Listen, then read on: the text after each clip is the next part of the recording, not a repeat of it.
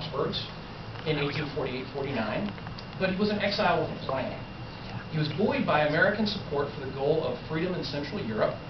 So from December 4th, 1851 through July 14th, 1852, he had a monumental journey across the United States for over 7 months. He visited St. Louis March 9th through 16th of 1852. His goal in general in the United States was to assemble enough men, money, and material to launch a new Hungarian revolution against the Habsburgs. He was a middle-class lawyer turned politician and freedom fighter, and he delivered an amazing 400 or so official speeches and nearly 1,000 spur-of-the-moment addresses around the United States. And that's according to Professor Bailavardi, which I was hoping he would be here to see this. But he's probably a little bit more familiar with this, and it would be probably a silly thing for him to hear his own self being quoted. Despite Kossuth's failure to gather enough material support to fight the Habsburgs, he was remarkable for his success in skillfully raising the awareness of Americans of nearly all backgrounds to the Hungarian people's plight during this treacherous period. In St. Louis, Kossuth encountered Northerners and Southerners, newly arrived and thoroughly settled expatriates, and then the remnants of the very old French Creole elite. The people of the city demonstrated very clearly to Kossuth that his message calling for the liberation of Hungary was definitely valid in the American West.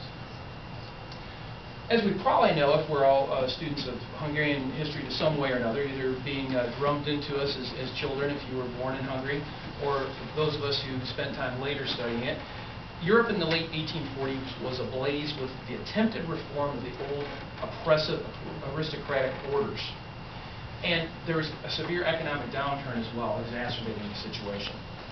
So following other continental examples, the Hungarians decided to rise against the anti-democratic forces.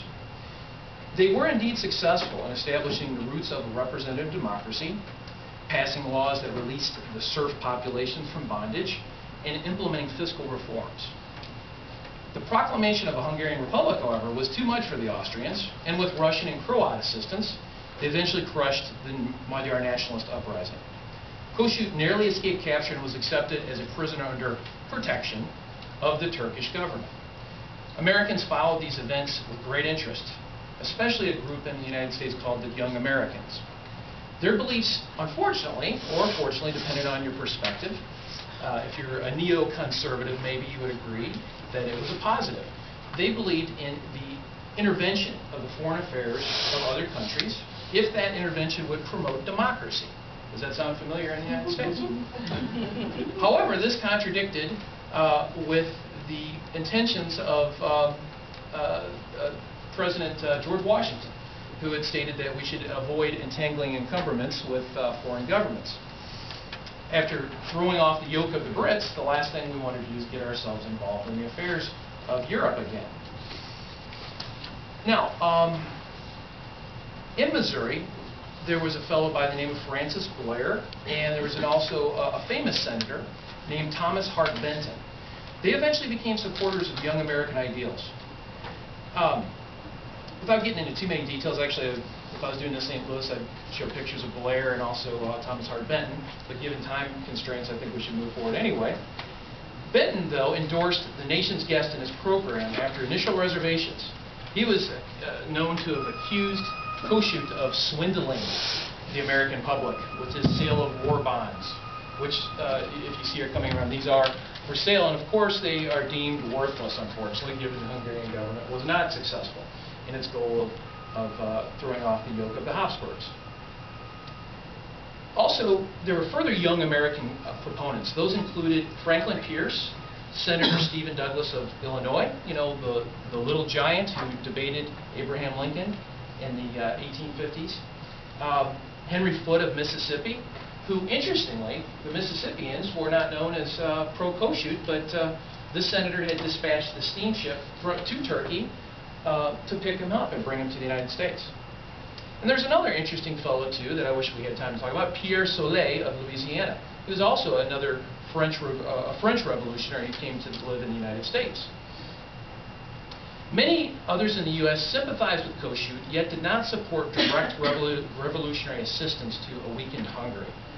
In St. Louis, the periodical Western Journal and Civilian in 1851 spoke for many when it published the following: "We will hail to the independence of Hungary with electric joy the instant she displays sufficient means and spirit to establish and maintain her own independence. But as Hungary has not already proved this point, every act to war on her behalf which nation or our citizens may commit would not only be unlawful, but also most mournful for her." Kind of a roundabout way of saying there's not much we can really do to help you even if we wanted to. The noted historian of the 1848 revolution, István Diák, summarized the overall problem with intervention by noting America's distance from Hungary, its lack of international diplomatic and military reach, and the fundamental differences in its own foreign policy objectives. Hungary would receive empathy but little else from America. So the ship was sent. Kossuth arrived in New York. He was greeted unlike any past European delegate since the Marquis de Lafayette in a show of tremendous pomp and ceremony. Now, as we remember, Lafayette had been instrumental in securing French assistance for the American colonists fighting the British during the American Revolutionary War. This interesting aspect is going to be acknowledged a little bit later by Kossuth. Kossuth was ill from his transatlantic crossing, but immediately was delivering eloquent Shakespeare-inspired addresses to the gathered masses. He won over listeners with his emotionally passionate, accented English and his courtly appearance, creating an entertaining and memorable spectacle for his audiences everywhere he went. In his first major speech, Kossuth immediately established his objectives. He was not here to talk about internal American affairs. Although he was adamantly opposed to slavery, he refused to talk about that. He was wanting to deliver Hungary from the Austrian clutches. The Russians had to be prevented from assisting the Austrians if their next insurrection was to be successful. Kossuth reminded Americans that tangible European support for their own prior revolution was a necessary ingredient for its success. He believed the spirit of liberty must not only go spiritually, but materially from your glorious country in order that it may achieve freedom in the world. As was the case in many of his other speeches, he was drowned out by the excitement of the crowded audience, that he instead delivered his notes to the press instead of delivering them to the gathered masses. Enthusiasm for his speeches nationwide was so intense that many times he wasn't able to even talk to the people. A lot of folks just said, here's the European, everybody's showing up, I'm going to show up, let's see what it's all about. But you didn't have state-of-the-art public address systems back in the day. So, Kossuth worked his way to Washington, D.C. and was received by President Millard Fillmore. He was politely received, but still coldly. A day later, he was invited to speak before Congress, which is also an honor only previously bestowed on Lafayette. By this time, nationwide Kossuth fever was still there, but it was dwindling due in part to media overexposure and demands for American intervention continuously dominating his speeches. We'll hear a little bit more about that. But just like popular rock bands today might come in and out of favor, so did Kossuth. Politicians recognized this aspect immediately. Aggravating diplomatic matters between the U.S. and Austria, Kossuth received what appeared to be evidence of official support for the Hungarian cause, however, from Secretary of State Daniel Webster himself, a well-known orator, but no real commitment, according to historian Tibor Frank. A fellow who wrote a graduate thesis named John Bartholomew St. Ledger notes that Missouri Senator Thomas Hart Benton met with Kossuth, was disgusted with his pleas for U.S. military intervention. So Kossuth left for the western states from the nation's capital with very little hope of substantial American assistance. From here on, it was popular democracy in its most base. What he wanted to do is at least bring American opinion further into the Hungarian camp. Kossuth went to Louisville and had a reasonable reception. However, it wasn't quite what he expected. Now, Ildikó Pordan, who wrote a thesis at János Pannonius University in Pécs in Hungary, offers an insightful analysis of Kossuth's events in Louisville, St. Louis, and elsewhere, from the perspective of a fellow by the name of Károly László. László was one of Kossuth's chief secretaries and had served as a captain in the Hungarian Revolutionary Army in 1848-49. Contrary to what St. Ledger writes, though, Hordon shows Kossuth's reception in Louisville was being marked by official cannon fire and all the other public formalities that were expected. Few contradictions, however, have been discovered in St. Ledger's accounts of Kossuth in St. Louis. What was written about him in the local press, which was dominated by the conservative Missouri Republican, appeared favorable. Surveying the newspaper in the weeks up to the event and then the weeks following, you'd see ads for things like, buy the Kossuth hat while you can get it. Everybody's going to be wearing it. And sure enough, a lot of people were wearing it. Not just because they wanted to look like Kossuth, but because, well, as we will see, the weather conditions in St. Louis. But let's talk a little bit about St. Louis, if we may. St. Louis in the 1850s, and I was going to, the picture I was going to have was basically going to show a completely happenstance constructed city. You have an ancient city, no, not by European standards, but ancient city by U.S. standards, that was put together in a very hardscrabble sort of way. There weren't paved streets in most areas, et cetera, et cetera. But it was a mix of people and cultures, both benefiting and suffering from the exponential population growth, like many other cities. It had a strong influx of German and Irish immigrants. These folks themselves suffered systematic repression and even starvation in their respective homelands. According to St. Louis historian William Ferretti, formerly a professor at St. Louis University, many of the later German immigrants were intellectuals and other professionals who had fled their own unsuccessful revolution in the 1840s. They included a person who became a U.S. Senator as well, a fellow by the name of Carl Schurz. Now, interestingly, St. Louis at this time was more important than Chicago. And it basically was a muddy city. And this term has stayed to this day. We call it the Muddy River City, the Muddy City, etc. Now, imagine a population rising like this. From the year 1840, 16,000 people lived in the city of St. Louis. In the year 1850, it was up to 77,000. Okay? So that's a huge number of people in 10 years fitting into roughly the same geographic area. So Kossuth arrived in St. Louis, but due to water conditions, he had to wait till the next day. Sandbars and everything else. He was accompanied by Madame Kossuth and a suite of 13 persons. 10,000 to 15,000 people were already waiting to see him, and he was then ushered quietly to a small shop to outwit the burgeoning crowds. His group finally reached the elegant Planters Hotel, and there was one hotel in the city that was worth a visit by Kossuth, and that one itself was still not very fancy by the terms that we would consider to this day. From the balcony, though, because the people wouldn't go home, Kossuth was urged to speak a few words and say thank you to the gathered masses. Finally, he was able to encourage them to disperse. The following day, Kossuth's entourage met with about 60 German émigrés who sang for them in front of a group of 4,000 to 5,000 people. Kossuth then started a little bit of controversy. He mentioned that he had heard 35 Catholic Jesuit priests were from Austria that were in St. Louis.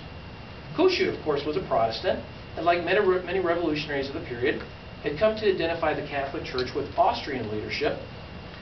Because of these suspicions, Kossuth said he would just address the large group and then promptly leave on the 13th, much earlier than expected. Upon hearing this, Kossuth's fans became quite loud in their approval of the Hungarian, and finally convinced Kossuth to stay as long as he wished. Kossuth, however, according to Father Ferretti, the gentleman I just referred to, who was a retired professor at St. Louis University, he said that Kossuth was misinformed about the background of the Jesuits at that time. The majority of the Catholic priests in St. Louis were of Belgian descent, and they were actually repressed by the Dutch, and they were much like the 48ers themselves from Prussia or Hungary or from France. Speaking of the French, Kossuth was officially welcomed by the French residents of the city. As the noted historian of St. Louis, James Neal Prim, there's a classic book called The Lion of the Valley written about the history of St. Louis. Socially, the upper crust of St. Louis consisted of the French elite, who were descendants of the colonial elite, the ordinary Creoles having virtually disappeared from the area. We still have in, for example, downtown St. Louis, Choteau Street, obviously French named. And there are still occasionally, if you attend the right closeted, if you will, social events, occasionally a Choteau will grace your presence. Kossuth speaks the French language admirably, the Missouri Republican newspaper opined. And in his address to him, the well-dressed revolutionary warned that Republican Europe will isolate herself from America in the days of her happiness if America isolates herself from Europe in the days of her dangers. Furthermore, in an echo of his speech in Washington, the Magyar stated again that America would have been crushed by the opposition had it not been for help from the French during their own revolution. He finished his powder keg statements by proclaiming, "Indifference is suicide. Indifference is nearly equal to an alliance with despotism." Given the power of his words, he may have been very well lucky that he was speaking in French to the local partisans. The next day, as though God may have responded in some way, St. Louis was a quagmire from non-stop heavy rains. Notwithstanding the weather, the majority of the 15,000 people in attendance were in high spirits for the official reception of Kossuth. Various army and militia units were on horseback in full parade regalia. Cannon fired, music blared. Kossuth went through the city and toured. Most people stood uncovered in the rain and mud for 2 hours just to hear him speak. Finally, at 4 o'clock, the exotic European addressed the crowd on the evils of the Austrian Jesuit agents who had apparently infiltrated the Catholic leadership in America. The Magyar stated he was not an enemy of Catholics or the Irish, as the Austrians have claimed, however, and that the majority of Hungarians in his army were of Catholic faith. Completing his address, Cannon signaled his departure to the nearby hotel. This speech was widely applauded, but it had the result that the Irish, who had up until then participated very enthusiastically in any anti-monarchical demonstration, were now strictly forbidden by their priest to attend any Kossuth meetings. This was written by Henry Borenstein, a very interesting fellow, a German community leader, and a St. Louis associate of Kossuth. From his balcony, the Magyar thanked the soaked masses who had listened to him. People bought plenty of the unique Kossuth hats that were for sale, that were made popular when he first arrived. And like I said, they wore them as a symbol both of their solidarity with the Hungarian, but also to cover their heads against the heavy rainstorms. Now, St. Louis was composed of two distinct types of Germans at the time, if you will, for a generalization. There were those who arrived earlier in the 19th century, and they were mocked as the Greys, obviously, when we get a little older. The younger arrivals that came as refugees from the German and Austrian rebellions were known as the Greens. Although they lived in peace with each other, the brash and younger Germans accused the Greys of being old compromisers and reactionaries. In response, the long-settled German Americans, who knew land and people, and who understand American history and politics, accused the new refugees of bottomless ignorance. It wasn't enough to just be a professional revolutionary, they held. The Greens were completely lacking in knowledge of American conditions. Thus, the Greys tended to decide that non-intervention in the affairs of Europe was the smart way to go. Now, Bernstein was an interesting fellow, like I said, born in Hamburg, married a young Hungarian dancer and comic actress, and was in Paris during the 1848 revolution. Too old to be considered himself a true 48er, even considering his leftist leanings. He came to St. Louis and ended up editing the widely circulated German newspaper that had almost as high a circulation as any of the English publications at the time.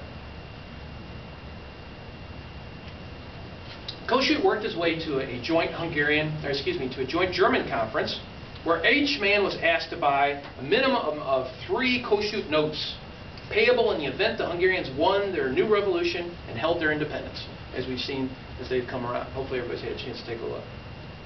This was in exchange for hearing him speak. You know, he knew, thousands of people waiting for him, that he could sell these bonds. If a man happened to have a lady with him, the total price was then $5. The event was attended by 800 to 900 people inside, and some people were outside the building, and everyone was told to hush so they could hear if they were on the outside. He then went to the balcony, though, because the folks that were outside just couldn't hear enough, and he made sure that he had a special small address for them as well, knowing that they had paid and had waited for a long time. Kossuth, throughout his American tour, was well known for his unflappable ability to continue to speak eloquently despite any conditions. So Kossuth went to Wyman's Hall, where every event of unusual importance took place downtown. And then, interestingly, on the Ides of March, March 15th, a very fateful day in Hungarian history, Kossuth mentioned the following. With sadness, he mentioned that I, who on the 15th of March 1848 saw the principle of full civil and religious liberty triumphing in my native land, who on the March of 1850 was on my sorrowful way to an Asiatic prison. However, Kossuth noted in a positive note, on March 15, 1852, on the 4th anniversary of our revolution, guided by the bounty of Providence, here I stand in the very heart of your immense republic, no longer a captive, but free in the land of the free. Once again stating the case for intervention, of course, Kossuth asked, who can tell what will be the character of the next 15th of March? America may decide. Kossuth was noted for his exquisite oratory in St. Louis and elsewhere, but according to a physician named S. Pollack, a German immigrant, he said some people had problems understanding Kossuth in the packed hall due to his foreign pronunciation. So then Kossuth and his group were to leave on March 16th for New Orleans. A large group of well-wishers waited at the boat landing for their last chance to view the elegant Hungarian oratory. Later, the steamer's captain sent a message to Planters Hotel that all was clear after sunset. Kossuth boarded. The river was low and dangerous sandbars were out, and the boat could not leave till the next morning. It finally departed en route to New Orleans. There, Kossuth would be received with respect, but certainly not with the cordiality demonstrated in St. Louis and other northern cities. Kossuth had left the river city of St. Louis with $30,000 toward his cause. Not a small sum in those days. However, he received multiple donations of large plots of land and valuables such as gold, watches, and jewelry right off the arms of people. This confirmed definitely his favor with the citizens. Regrettably for his plans, however, he did not obviously gain enough material to actually fight the Austrians. As Professor Vardy noted in his epilogue to the book that we referred to earlier, Kossuth returned to Europe shattered and disappointed by the lack of American willingness to intervene in the affairs of Hungary and the Austrian Empire.